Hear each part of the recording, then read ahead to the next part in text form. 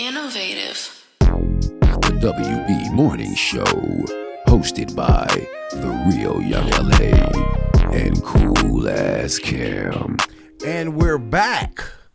Young LA, the real Young LA, and I am with my fam, Cool Ass Cam. Holla at him. Yes, sir. Welcome to the WB Morning Show. Hope y'all ready for the wake and bake. This is your first time here. We like to start off with what the good people call the chopsticks, man. You know what I'm talking about, like Panda Express. I'm back there on y'all. Don't even worry about nothing, man. And we like to have a good mimosa to keep the vibes right. And, you know, our guest said he didn't want either. He come with the vibes off the dribble, man. Go and introduce yourself and let him know who he is. What up with your man, your boy JAZOEDAJUGGERNAut. What's going on, my brother? Hey, man, how did Brothers, you get... how you doing? Oh, man, we doing good, man. I was ready for my first question. You asked the question. You said, how are we doing, man? I like to say this to people now. All is well.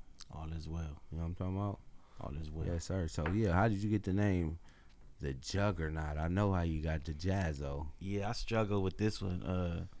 Yeah, Jazzo, you know, come from my graffiti background.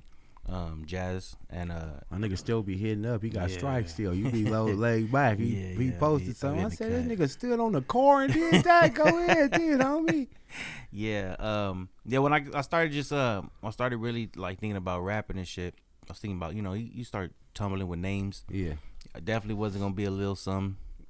But nah, and I remember my brother had told me, he was like, why don't you just stay with Jazzo? Everybody already know you as Jazzo. Like, it's just, you know, it's the easiest thing that is who you are. facts. And he was like, we was chilling. He was like, nigga, Jazzo the Juggernaut. And I was like, yeah, that's probably the stupidest name anyone could ever come up with. Like, nigga, what's going on right now? And shit, he just broke it down to me. You know what I'm saying? He was like, nigga, you keep breaking through everything. You say everything that come in your path, like, and you might hit it. And instead of like hitting it and go around it, like, you got a problem with just like Going hitting through it and hitting it and hitting it until you just like get through that motherfucker. And he said, you know, you go through a lot in life, man. You just learn how to keep going through everything. He said, I just feel that it fits you perfectly. And so I thought about it. I struggled with it for a while, and then actually started just like looking into Marco Cano, the Juggernaut, Yeah, who he was as a person, right. as a character, and It was correlating with you. yeah, it's too close. So, you know, that made it even better. So I just stayed with that, and then we just been rocking with that Jazzo the Juggernaut, and still been going through these damn walls and barriers. You feel me? So I like that. It fits perfect. That was a great answer for that, man. Yeah, I mean, it's I'm the talking answer. about, you know me. No, even though some people have a good answer, they might not know how to articulate that. Okay. Like, you broke it down perfectly. I get it now.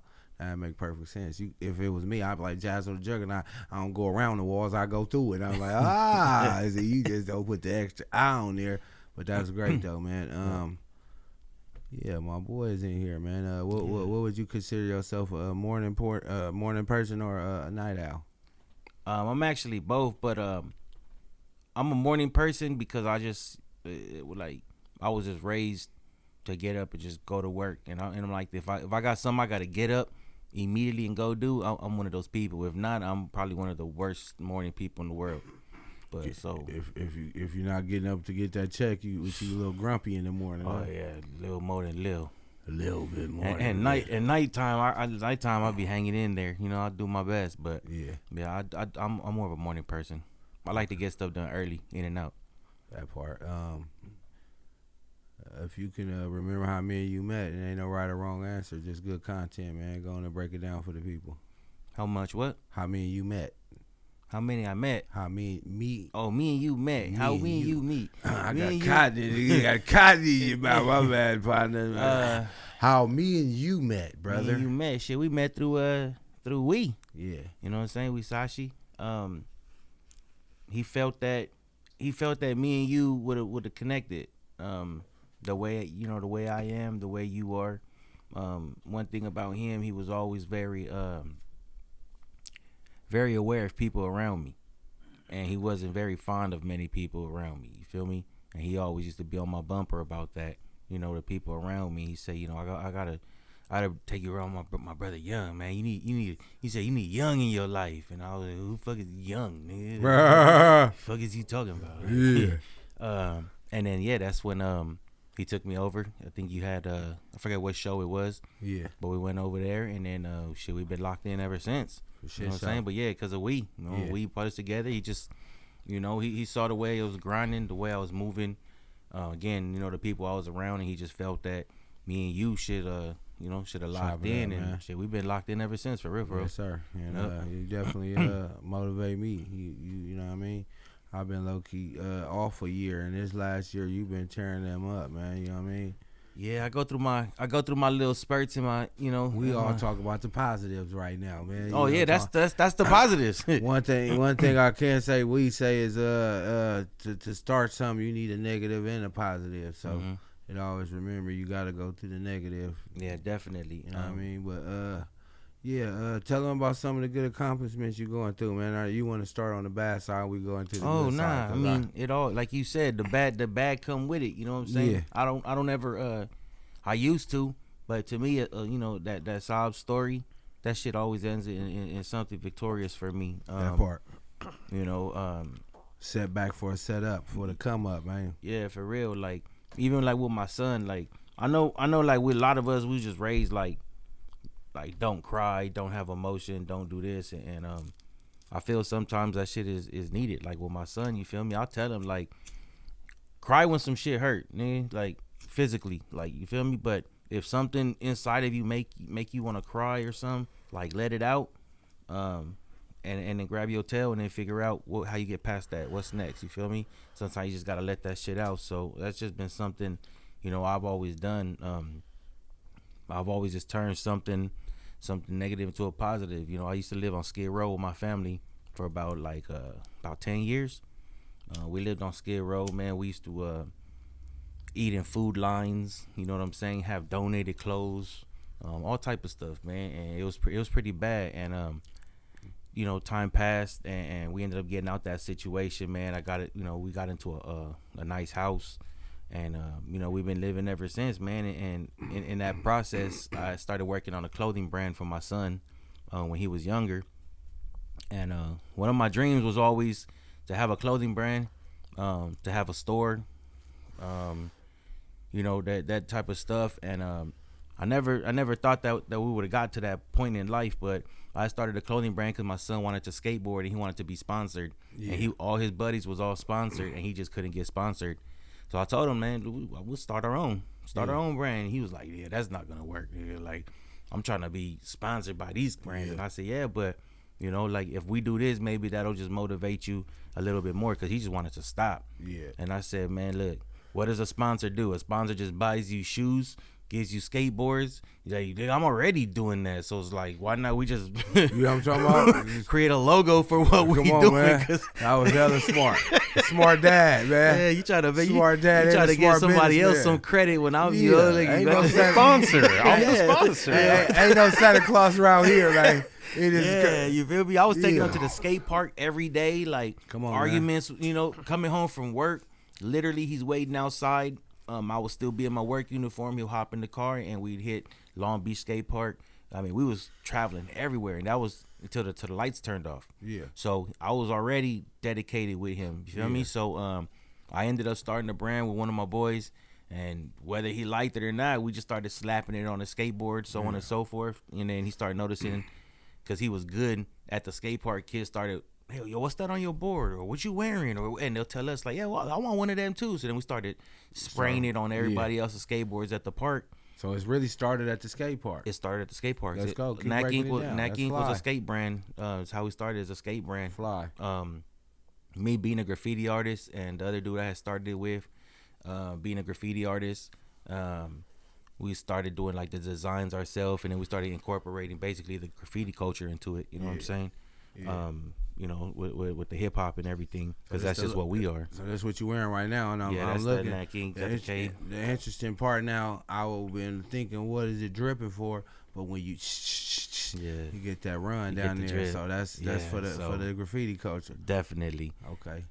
So yeah, we started the brand, and that's where we went, and then I started rapping after we had started a clothing brand. That's why I always tell people, like, I'm not a rapper with a clothing brand. I'm a clothing brand that has a rapper attached to it. You know what I'm saying? And I just happen to be that rapper. So, you know, with performing, I was always just wearing the clothing to the point where people started, like, calling me Knack Inc. And I'm like, no, nigga, my name is Jazzo. Right. And I stopped arguing with people. I just ran with it, and I said, you know what? People catching on. Like, if they calling me that, like, it's enough thing. people. Yeah, it's catching on. So we started really pushing the brand more and more. You know, fast forward, we ended up opening the first store in downtown LA. Yes, sir. And across the street from the shelter that we lived in. That's fire. Where we was living in Skid Row. I seen some dope pictures, and I seen a lot of rappers and different people falling there. I wasn't around you around that time, but you know when you told me, because I was opening a store, you like I had a store, broke it down, gave me some good game, and I always appreciate that. But yeah, tell them about your store, man. Man, so you know we had the first store on 7th Street, 7th and Gladys in downtown LA, and that's where it really all started as far as like me being motivated.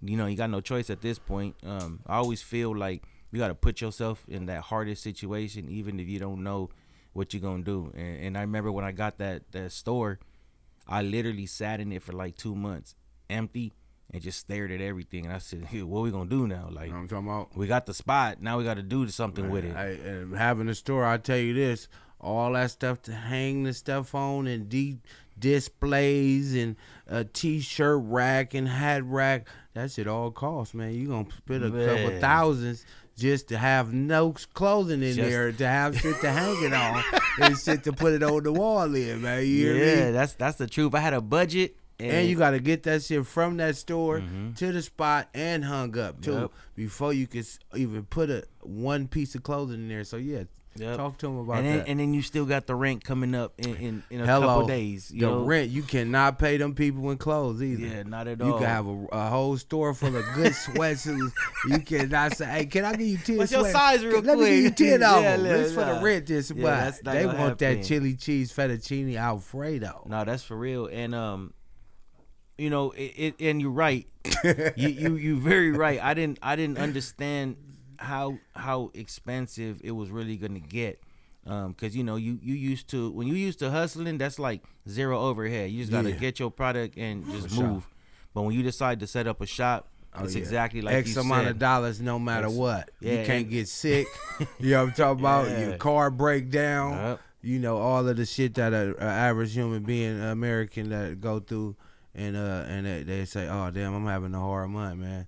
You have 1 month too hard and skipping it, and it's a hard year now for sure. But tell them about the good woes and good things. So you know, we ended up getting it together, man. We started with the you know, getting the merch in there, and then man, we was doing really good. We was doing really good right there. We had an instance with one of the neighbors. We had to move. Actually, I was gonna just shut down. They ended up finding another location. Nice. Moved, and that's when we moved over there on 4th Street. Yeah. And then I found another spot, and I upgraded to another spot. That was a little bit closer, like to the main street. And then we was just pushing, man. And that's when I got into, like, I've always been into sneakers. But that's when I got into like the sneaker business, selling the shoes and all that stuff. You know, I hate to just bum rush your sneaker talk, but you always been in the foams, man. Yeah, that's all I know. You be one of the best. Every other, this nigga whipped him off the foot. Yeah, let me call you back. Call real quick. Yeah, them Jordans is bullshit. You for sure. I ain't really even seen you buy too much more than a good phone. Yeah, I've been on phone positive since day one. You know what I'm saying?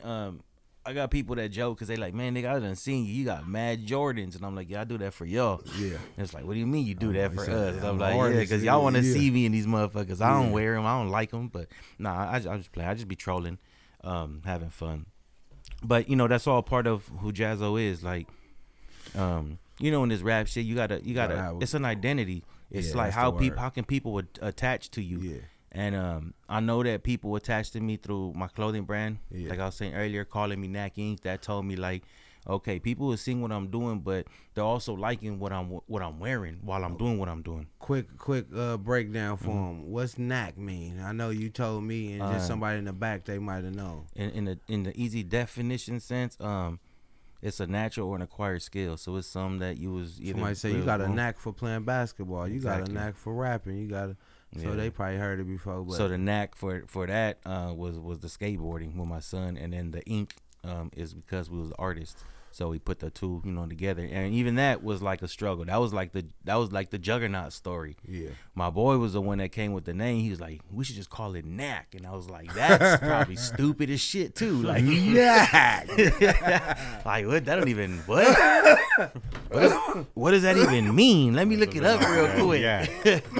And it grew on me. It grew on me. It made sense. I started thinking in the future, how would that work as a brand? I've had to explain it more because people don't, people just don't know. So like I have to explain it over and over again. But it's cool because it gives me an opportunity to really tell people about the brand and how we started and where we are now. And now they could see it. So now we on establishment number 5. We call that the Hello. Penthouse. I just Hello. got that one. Bent in the pent, man. Yeah, Get bent in man. the pent. I ain't pulled up to there yet. Yeah, then that's Y'all acting different since y'all been in the penthouse. Oh yeah, definitely. Yeah, you know what I'm talking about? Definitely. You gotta We- send a yeah. bird with a note I on mean- his ankle. I mean, we can look out. We can look from the top and look down and be like, "What's going on?" You know what I'm saying? You good down Yeah. there? Remember when we used to look up? All right then. Hey. I'll catch up with Why are you you. yelling now?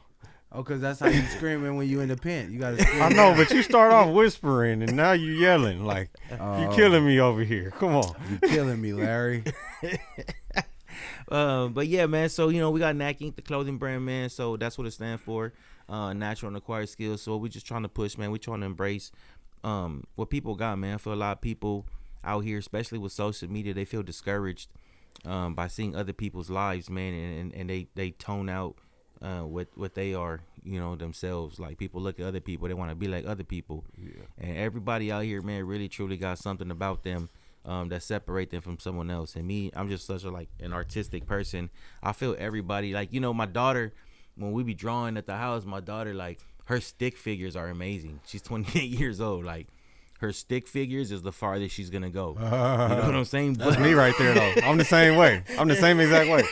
Her stick figures are her amazing. stick figures are amazing. The lines are straight. You know That what I'm part. saying? But but she's also great at doing nails, hair, makeup, for other people, so on and so forth. She So found like her knack. that's the knack. You know what Hello. I'm saying? So we what we try to do is through the brand, we try to make people think to themselves like, well, what is it about me that could add me to this? What they talking about over here? You know what I'm saying? Sometimes the outer question starts inner. There you go. You know what I'm talking about? There you go. So Start bringing it out.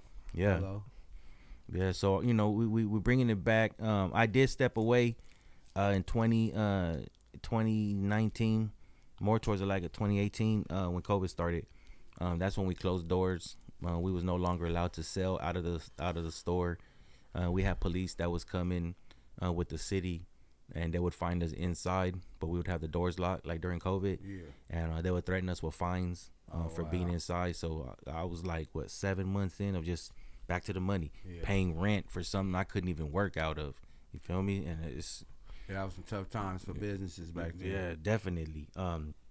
So we closed shop, and I was doing so much with the music, the clothing, the store.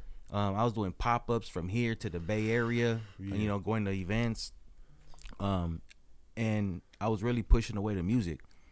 And it's not, it wasn't something that was sitting good with me, because music is really like my therapy. Like, to people that listen to my music, they know what I'm talking about, which is like I be having to be careful too with my wife, because everybody know what I talk about is really something I've gone through. Real So life it's a experiences. real life shit. Like, I didn't just make some shit up, you know what I'm saying? So it's always been like, Nigga ain't trying to sound cool. yeah, nah. Like, it's really like my therapy. So when I ended up closing the stores, that opened me up to be able to like really focus more on just doing music. I didn't got to do nothing, make no clothes for nothing, and I was okay with it. And about 5 years done passed. Yeah. And it was bothering me. It was bothering me, you know what I'm saying? I was always still wearing my clothing brand I just wasn't trying to sell it to nobody. I just kind of just fell out of it. Was feeling happy with being with the family again more because I was just gone so much trying to push. I think a lot of people don't understand that part too. One thing I always say, like, you know, people laugh and joke about, like, let's say, so for like the Illuminati, you know what I'm saying? How they say like, oh, he joined the Illuminati. I have a different outlook on that. My outlook on that is like chasing your dreams and your goals. Really, to me, is like Illuminati, because people lose that shit. Period. They lose family, they lose friends, Sacrificing. You really sacrifice everything. Like I ain't this rich ass person, but like I sacrifice my family every night. As far as like I work these many jobs, then I'm at the studio. I got a newborn baby. I got a 7-year-old. Like I barely see them. You know what I'm saying? I get FaceTimes when it's bedtime. Like all that shit is sacrificing your family, Right. and people lose that shit. Like a wife walks away from that. You know what I'm saying? Like kids hate you for that. Like, oh, he was never around. So it's like chasing this shit is just you lose a lot, and I've been aware of that. So everything I do, I try to make sure, not necessarily that it would be worth it, but that it would make sense. Yeah. You know, if that were to ever happen to me, or if I ever did have to explain to my kids, like, yeah, I wasn't around, but, you know, because this is what I was really doing. And I don't have to explain that because I always have my family around me. My family knows what I do. You know, my 7-year-old goes to the office and is bored and doesn't want to go there no more. Right. But he knows. I'm like, yo, you want to go to the office with me? No, it's cool because you're going to just work. And I'm like, okay, bet. As long as you know that this is what I'm doing, then I'm okay with it. So I'll continue to keep pushing it. Now we got the new facility, and I'll be involving the family more, you know, with some podcasting with my wife. That's nice. Also doing some podcasting with Kenzo, my 7-year-old. Yeah. He's like the skinniest fat boy I know. That's my dog. Even though he won't try things, so he's like, I'll try some food. So we're gonna do like a foodie, foodie thing. But yeah, I just want to involve my family, which has always been it's always been a family thing. Hey man, you found your new knack. Yeah, you know that's what it is, man. I think it's dope because I enjoy being around young Kenzo, and you know, sis is the star of the show, man. Facts. You know what I'm talking about? I was just watching y'all doing something in Uber. I woke up, that was the first thing I see, and I'm like, you saying something Uber that did you bad, and I'm like, oh, what the hell Uber that did? I done heard all kind of different Uber chronicles, and then you flipped it to the front, and it was sis, and I'm like, you got me. You got me. I believed it for a minute. She right there laughing. She already understand it. You know, y'all gonna go viral for sure. You know what's funny is that I got a song, man. It's called #TeamFuckJazz, right? And I start every performance with this song, and in the hook there's a part of it that says middle fingers up if you ever had a bitch that never told you she was proud of you. And I did that song obviously because I felt she wasn't fucking supporting what I was doing when I was, you know, when I started this shit. Right. And she wasn't supporting me. And I still sing that song to this day because there's somebody out there that got that same feeling, or there's somebody out there that ain't supporting somebody that's close to them, and it might trigger something. But she now is like my biggest, you know, she's my biggest. The like, cool part is I heard that song and I'm like, I know he ain't talking about sis. I was Yeah, like, he I'm must have been definitely- talking about one of his old little chicks or I'm something. definitely talking He was about talking about her. sis. But yeah, she been around ever since I've been around. So Yeah, and I can't took her see- up on stage one time, not too long, I had a Flea Lord show, and Yeah. I said, you know what, I gotta do a show. I'm gonna bring her out on this song, so it makes sense to the audience. You know what I'm saying? And she did. She middle fingered the crowd. middle fingered the crowd and there, all that little shit. one. Yeah, you know what I'm saying? I was in and, the cut. I pulls up and support my good people. Man. Always, yeah. And she's been my biggest supporter. And you know, like I said earlier, I stopped all this, the clothing brand and all that. And when I opened up this new one, before this one I had opened a smaller one, and the way that happened was my buddy was shutting down one of his businesses, and I just was asking like, what you gonna do with the spot? And he said, shit, you want it? You could have it. I was like, yeah, I'm good. I'm out. Like, I'm out. He's like, man, you just come look at it. Just come check it out. Yeah. And I'm that type of person. I don't like I don't like going to the dealership and kicking tires. Yeah. I don't, because if, you know, went to the dealership yesterday and dude was like, man, sit inside. And I said, nope. He said, why not? I said, because then we going to end up in that office over there. That's just the way I move. Like, if I'm there and that's the way it's going to be, I run with it. I'll figure it out. So we went to go look at this spot, man, and I took the wifey with me, and we walked in, and I looked at her face because I wanted to see the disappointment in her face and the anger, and like, there go this motherfucker again with this bullshit. And she said, I like this. You should get it. Ah. And I said, no, that's not why I brought you here. I I brought you wanted here as you the to- voice of yeah. no. Like, You supposed to tell me no, not yeah, that. exactly. She was like, nah. She said, you need your space. That's the twist with God, because that's Mm-hmm. how me and him started the podcast. He tried to do it, and I tried to twist it, and it ended up right back to a year. And then I'm like, yeah, that got to be God, like you said. You came with the, oh, yeah, we fit to work this to be a note. And then it twists to a year, and next thing you know, here go the keys, and it's the new speeds out. Yep, and then here you go. That you know part. what I'm saying? And that's where we're at. You know, the wifey said you should run with it. So I did. I sat in that spot for about 6 months to now where we got, which is the penthouse, which is way bigger, which opened up for me bigger dreams. Hello. I dream big. Sometimes I dream so big I feel people look at me like I'm stupid. And that's why I be alone so long. They said that's how your dream's supposed to be. If they too attainable, you ain't dreaming big enough. Yeah, that's definitely true. And you know, just in life, like once we got out of Skid Row, I think my kids have gone to about like six high schools. Like they moved a lot, and the reason why they did move a lot, and we had this discussion the other day, is because I moved a lot. And when I say I moved a lot, it's my wife told me one time I'm never satisfied with anything. Like you just Moving up, yeah, though. you just, and exactly that's So what I moving explained to up her. is what's good. And that's what happened with our moving situation. Like Yeah. Skid Row, we got our first spot, and then I was like, yo, we got this. Like we can move up to this. Like we had a 1-bedroom, we can go to a 2-bedroom. Like it's only this much more. Like, and you The know, pursuit of happiness. that's it. And I still do it. Yeah. I do it at the job. You know, I just recently got a new spot, and I'm still looking for other jobs. Like I'm never happy, and that's what happened never with not this spot. working. Yeah, never. Hello. You know, I got this new spot, and while sitting in it, just getting it, I was already looking at other spots because now I'm getting that motivation again. You got that itch. Yeah, It's that- time that to come itch. new again. So I found this new spot, and now you know, we starting a Knack Inc. network, and with that right there, man, we're gonna be doing, you know, podcasting, a lot of other little things that I've been working on in the cut. Well, let's just say this, man. Just because you see us over here podcasting, you can still call me and Cam over there to come get on y'all podcast. They Yeah, see for us sure. got podcasts, and they don't think we want a podcast. We Oh. want to pull up and chop it up on y'all. Y'all ask the questions, Yeah. and we get to take the back seat and just pop some hot grease with y'all too. So as soon as y'all get it going, if we ain't in the top 10, I'm a scissor kick somebody when I see them walking to their car and tell them, "Nah, fuck it around." Nah, we going. I mean, you came to Hyatt the Towers, right? I put up, So, yeah, live. yeah, Hey, live, this you nigga know. had a podcast in front of the Watts Towers. Oh damn. Literally. with a dead end street. We sit on the desk and we popping it, and I'm talking about it wasn't low key. They was loud. They playing the music. Wow, with the bang like.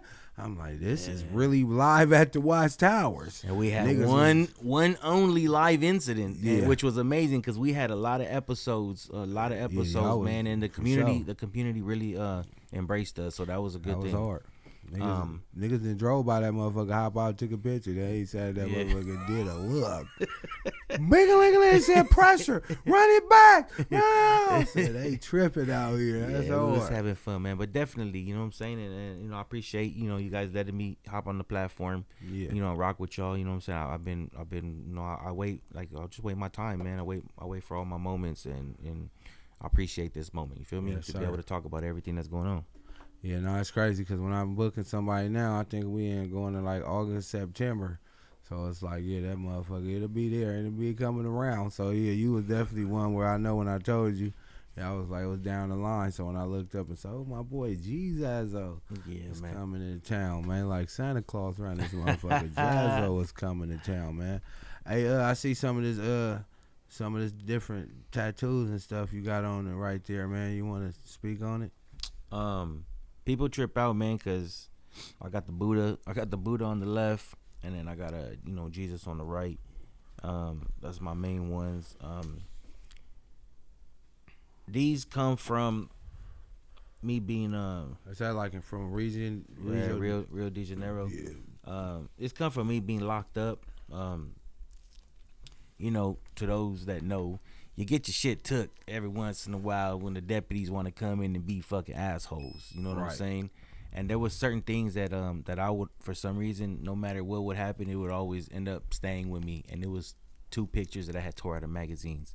One was the Jesus from Rio, and the other one was the Buddha head. And I kept it with me for like 2 years while I was locked up. For some reason, I would lose fucking everything, like everything, but those 2 just stayed with me. So when I got out, I ended up getting those tattooed on me just to stay with me. Then one of my boys that I started my graffiti crew with, call him Pac-Man, he was murdered. Sorry to hear that one. Yeah, appreciate that. And so I added his name onto it. Broken crayon, still color, self-explanatory. Even though the shit, even though the crayon broken, you still use the broken side and color. Hello. You know what I'm saying? It ain't over you yet. You heard that one before, Cam? Mm-hmm. That's deep. Yeah. I like it. Then we got the NAC Ink K, which is the logo. Halo. I put that one right there where they could see it and with a mic. Mandatory. I wanted every time I shook somebody's hand for them to see it. That's even better than the mic. Yeah, I wanted every business thing you lock in, bow. I wanted everybody to see that, and it was also a push towards myself and the clothing brand. I didn't ever want to look at that logo and be like, oh, nigga, remember when you had that little clothing brand? Like for me, that locked it in for life. Yeah. That's just the way I live. Buddha, it just that it helped me when I was locked up. Just another way of thinking.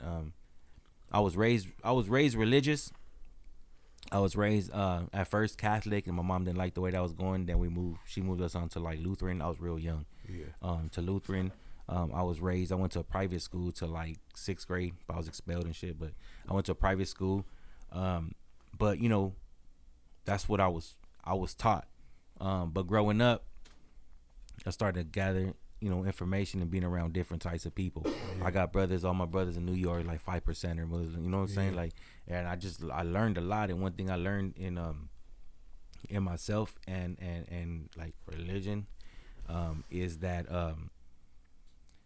I don't think that your God is wrong, anybody's God is wrong, because I don't want to be that day and be like, oh, it was that one. You don't make it. Yeah, I never thought about it like that. I figured out, no matter how anybody thinks, at the top of that pyramid of everybody's thought process, religion, there is a God. Yeah. Everybody just got a different idea of what it looked like or what it is. So I believe there is the higher.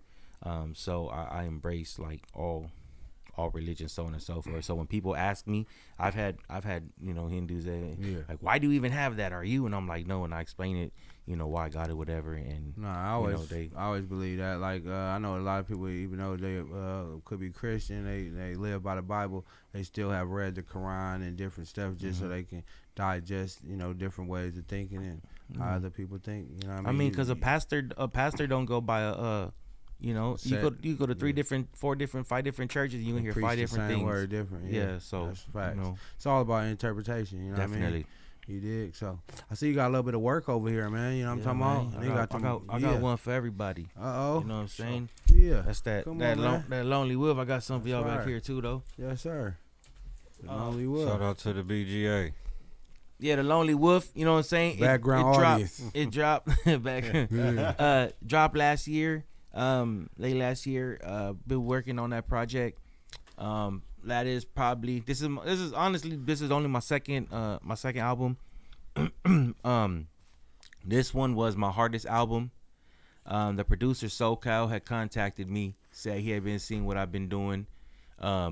He bounced back to like my social media. He was like, "Yo, you say a lot of shit on social media. I want you to say this on music."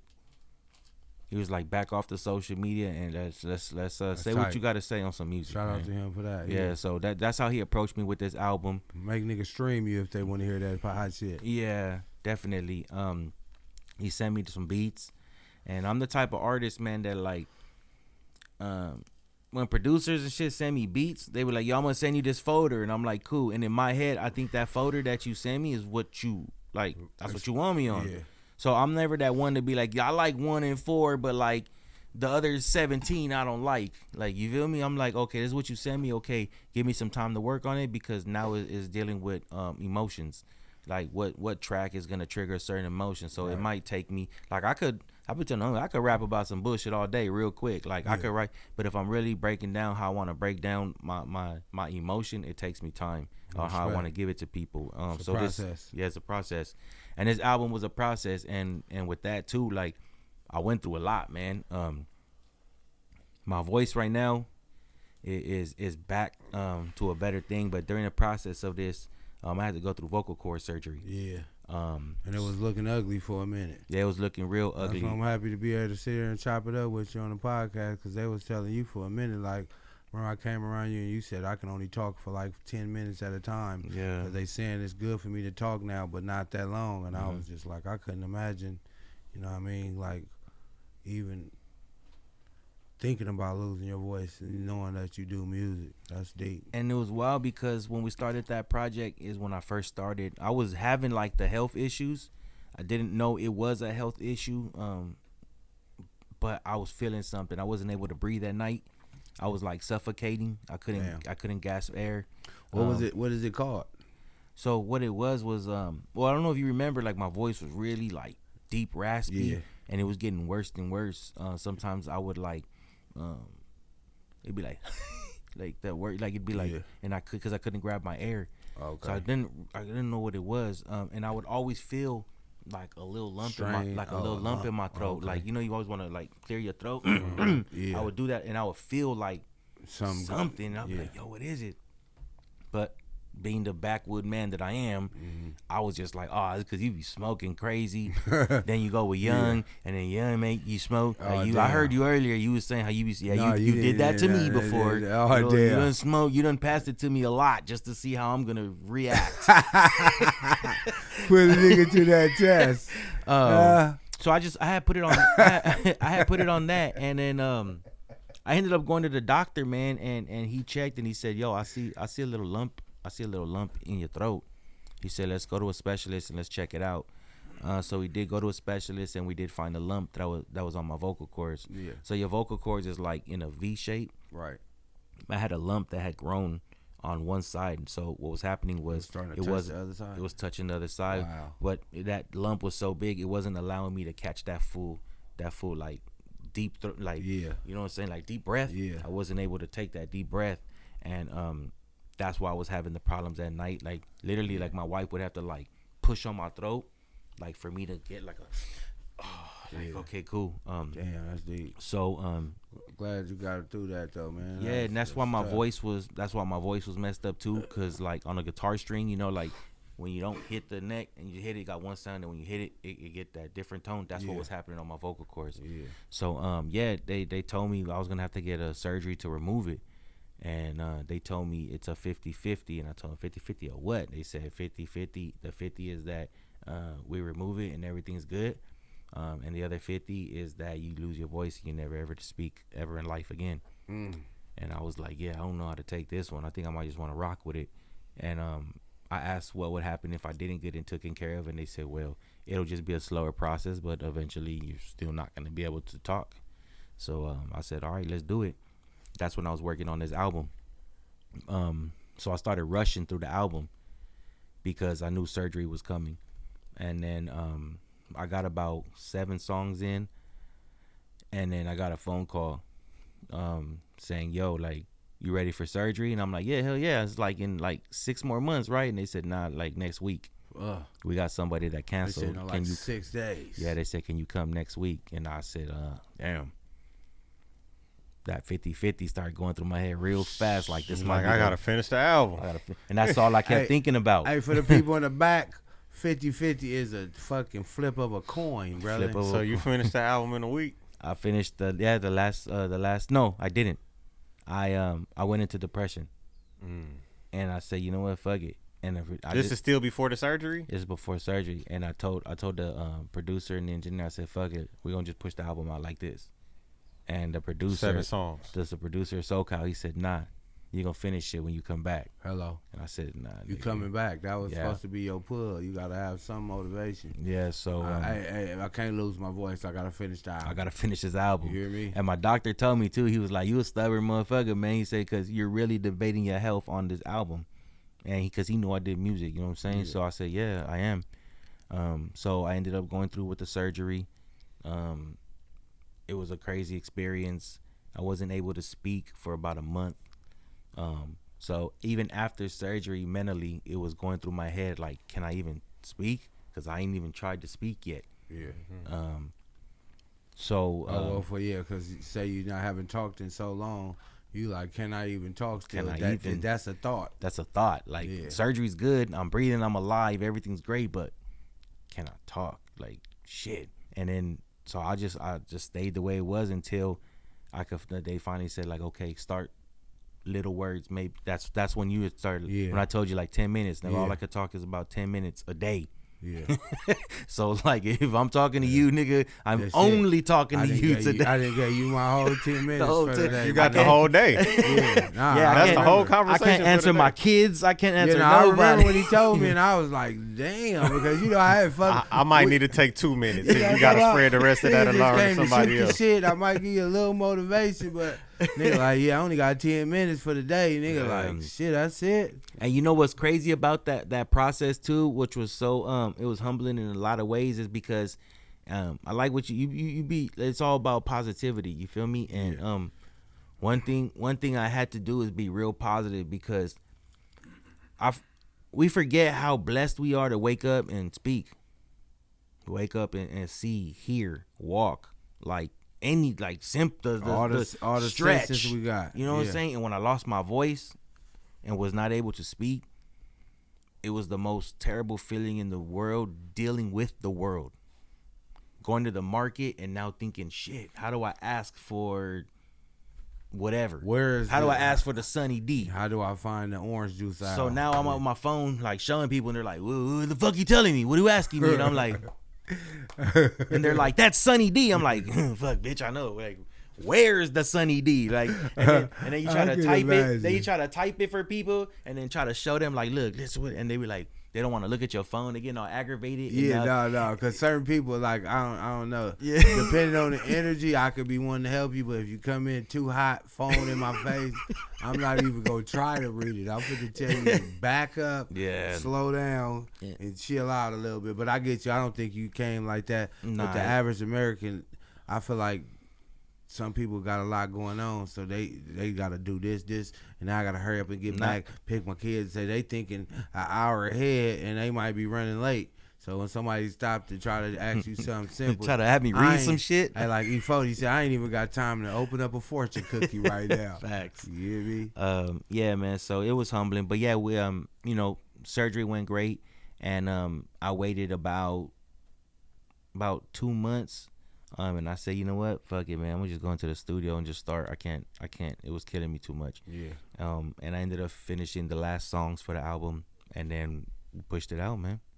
That's what's up, man. But Lonely Wolf is out. It's all about it's a lot about me, my story, family,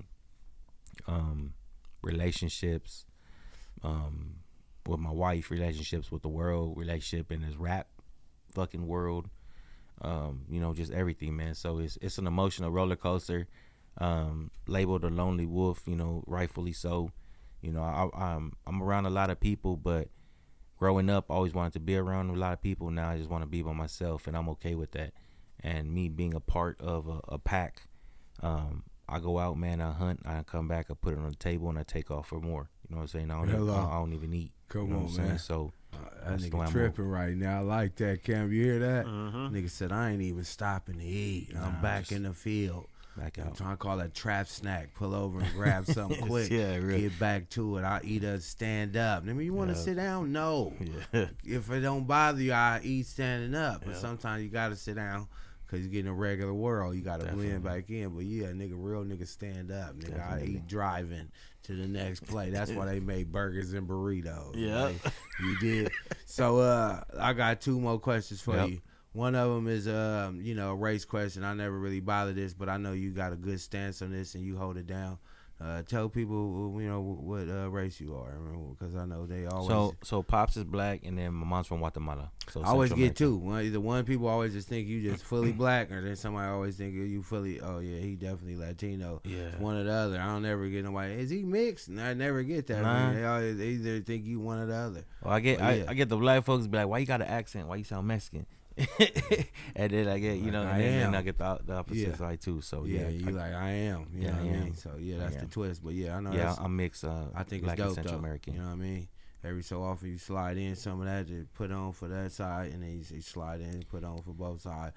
Try to mix it. It's a lot. It's to get controversial sometimes. It's I very. done woke up and seen you going crazy in the comments, and You know what's hard about being mixed is like you're never black enough and you're never brown enough. And if you show a little bit more towards one, I knew you was. I knew it. And then it's what I said earlier, like, oh, you did it because he's black. Like what? Like what is he talking about? Like I'm both. Like I know you put on for both. So yeah, know what definitely. I feel mixed people got a better voice when it comes to like a black and brown I feel type like of thing. the whole world gonna end up mixed at the end of the day. I think the whole world is mixed. I think what I'm that's talking why a lot of like my homie, he's in the pen. He was saying a lot of shit's different because a lot of motherfucking got mixed grandkids. So it's like you can't even hate. You can't do that no more. Your kids is and grand. then when you send in that little mix thing where you come with your race thing, whatever it's called, where you send it in, they send it back. Nigga be having Caucasian, Irish, all kind of crazy shit mixed in there. Like, that's why you be tripping like that. It ain't even that's the shit black. You got that Irish in you. Nigga get you tripping. So the last question I want to ask you, if we was on your podcast right now, which you got the podcast coming up, so we're gonna ask you early. What would you want to ask Cam, and what would you want to ask me? Being Cam, being first. You know what I'm talking about? Hello, it's your boy. I don't act like that, Cam. Honestly, when I have my other podcast, man, I sit and I vibe. I might do like a little background. I mean, if I'm bringing you on my podcast, I got a little background on you. You know what I'm saying? Or else it wouldn't make no sense. But what I used to do like on the other one, man, is I'll sit and I just listen to you. And I go based on real life conversation, where we at, man, what you saying. Something might trigger something. So I mean, fresh off the gate, man, I would wonder like how y'all got together to even do this. You know what I'm saying? What personalities or what liveliness put you guys together to move a podcast together? Because it's a relationship in the form, and it's a chemistry that make it go. You know what I'm saying? So who you asking that to? I'm asking both of y'all. We kill 2 birds with 1 stone. Okay. Well, Go ahead. I usually let him answer this question, so I'm gonna answer it. But he always already had a podcast, so it was like like when you say, "Hey, I'm finna go do this." He one day we was rapping together, so when I was doing shows and going out every day, studios, he was on that same mission. Cam, what you doing? Let's roll. Come on. Sometimes I drive, sometimes he drive, type shit. So it got to the point where he was like, shit, I'm finna start podcasting. And I'm like, okay, for sure. I'm not finna start podcasting. That was my whole thing. So I was always sending people over to him. So it was different podcasts started, different guests. I'm just sending them going to Cam. Oh, you want to do that? I got a homie that do it. Call that Cam. So I sent him a hella people, but it was just off the love. We out in the world, man. And I'm trying to start an album. Like you said, I'm trying to podcast right now. I mean, not even podcast. I'm trying to do some different podcasts, do some interview about my album. I would say, well, one of them you could go to is Skylat Cam. And then within him, he always got different podcasts. So he got a comedy podcast. Somebody got this. You know what I mean? So you might get in there, do one with me. He hits you up when you do another one with somebody else or whatever. So it was just always to me go to Cam. So when now was my turn, my album dropped like it's about to drop on the January 31st. Something for the ghetto. Hello. So we need to go on podcast run. So I would have said, fuck it. Whatever shows he got, I'm gonna pull up and just do a podcast with you, being interviewed. Whatever comedy thing, I want to do all of them. Spin me around and hook me up with them. And one time I did a co-host with somebody else. I did a video. It was all in 1 month. I probably did like 3 or 4.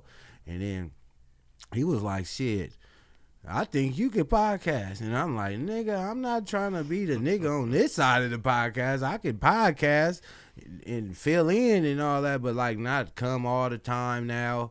I schedule. I gotta be here and do what I got. I wasn't. It's a commitment. I wasn't even tripping on that. Hell Yeah. no, I'm cool. So like I said, he kept asking me questions and I couldn't get out of it basically because I tried to make him say no. And so at the end, I was saying no. You could do this. Well, what if I do this? And all we have to do is this. It was one of those. And I'm like, this motherfucker, he the homie enough where I'm trying to just work out of it and just be like, hell no, bro. I tried to work and I came in wrong. If I would have said hell no off the dribble, I could have got out. The fact I'm like, nah, man, I ain't gonna want to. Man, what you want me to do? Nah, I can't do that. Nah, it twisted. So the end, this is how we got the morning show. All right, well, fuck it. If I ever do a podcast, it's got to be at Monday morning at 9:30 in the morning. Hoping he say, hell no. Because podcasts be at night and all that. And he said, yeah, well, I'm off on Monday, so that's the perfect day. And I'm like, fuck. So that's how we kind of got us started. And when we first started, it was just supposed to be me and him talking, as homies over the, and then we start interviewing people. And 150 episodes later, congratulations. We booked up to damn near September right now, just Monday mornings. And yeah, it's been a fun ride, man. We get to chop it up with all the good people all over LA and beyond, and get all these different perspectives and different grinds and different gems they got for the people. And shit, it's a beautiful thing because like I say, I meet all these people or I bump into y'all shit over my years. Now it's just y'all get to come break it down. And when I say who Jazzo is, oh, you talking about episode 160? They be on some shit like that now. I know who you talking about. Yeah. So, you know what I mean? So it's dope. So, it's just spreading that love and, giving them the, your flowers and your trophies while you right here and thugging with you. You feel me? Yeah, I feel it. Yep. Hell yeah. But Cam, you got out of there. You didn't say nothing. You got to say something about that same answer. Just give him a little something, man. I'm talking about, what he said. Yeah, I'm talking about, give him some of that game, Cam. Give him the backstory. Yeah, he didn't said it all. He did tell the whole story, but that's how it went down. Like you said, I was podcasting for a while already, and he was coming around like damn near, I think, every week for a month. And that was like the most consistent. I was like, damn, I can't even get a host to come that consistent, to come do a show. So that's what really triggered it to where I pulled him to the side. And I was like, yeah, let's just start a show together. He got the knack for it. And he had the knack for it. There's a reason why I asked that question, and it has to do about that. Is because Knacking Network, when I started Knack Inc., the whole thing, I took it to my crew, my graffiti crew, and I told them, look, let's start this clothing brand. There's 6 of us in this room, right? We all have different styles. So as a clothing brand, it'll work because now we got 6 different flavors that we could put into one pot, and yo people might like my stuff. Yo people might like his stuff. But it's all in one. Yeah. And they was like, nah, you want to be at the top, and that's why you come up with the name. And I'm just like, nah, let's build this collectively, right? Yeah. It didn't work. But with Knacking Network, anyone that's ever been around me, they know I still move and want it to be that way. So Knacking Network is just the network at the top, like Fox 11 or whatever, right? Hello. And then you got channels. Culture. Then you got channels underneath that. Yeah. And that's what Knack Inc. was, man. And it's because I tell people, I got a bigger spot to do more stuff, and I don't need you to come around if you don't want to figure it out. If you could walk in this building and see something and be like, yo, I think I could do that, or I do that. I could add to this, or I could come here and I could do that. Like, it's about getting people that might not have felt they could have been a host on a podcast because they was on the other side of the mic, and all they needed was that one.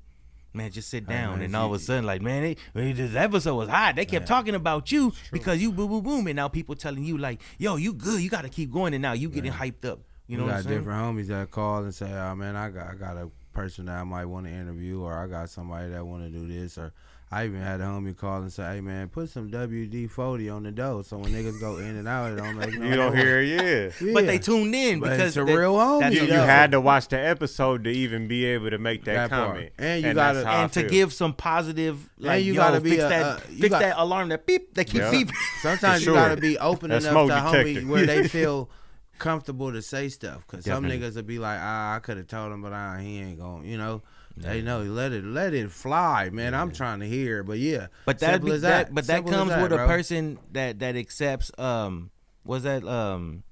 constructive criticism. Yeah, that's what I'm saying. You know, only a person that knows you are the type that'll accept that will give that to you. I have a good suggestion for you. Won't even give it to you because you harder than a motherfucking rock, man. You might as well try to. I just tried to tell you your shoes was untied. Yeah, man. Oh, yeah. I'm cool, man. I believe you. You right. You just gotta tell the nigga you right. You right, loved one.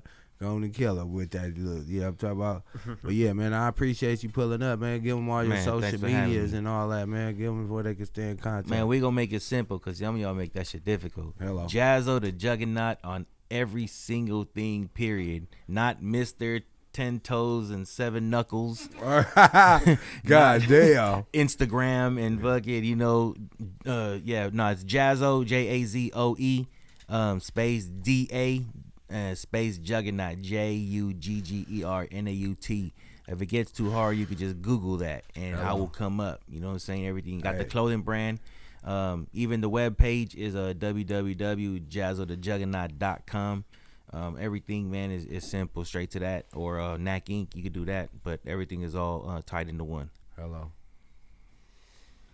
And we show my nigga Cam, man. You know, talk about the final boss, man. This is how you finish the episode, man. You got to get through Cam, man. Go and give him our blastaways, man. Hello.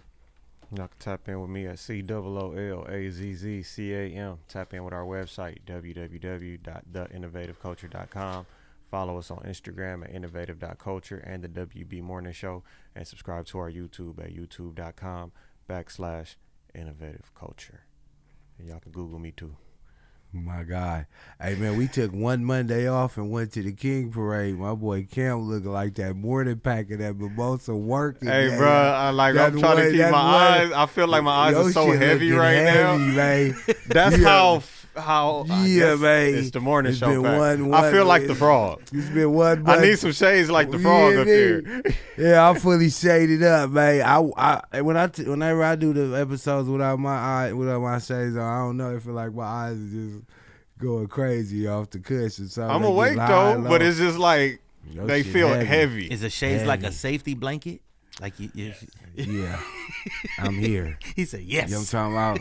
They don't need to be looking all in the player eyes anyway. What you trying to do? Fall in love? Back up, touch. Hello, and we out now. I'm talking about the WB Morning Show, man. Y'all gonna like, subscribe. You know what I'm talking about? Share, tell a friend, and tell a friend. Going on YouTube right now, Innovative Culture. Search it up, man, and then it's this little button right there that say subscribe. I want you to tap that, grab somebody else's phone and tap that thing too. What you pointing at this here? Yeah, let me see that. Sure. Make sure y'all motherfuckers go get that shit, man. Immediately. Lonely Wolf is out now, man.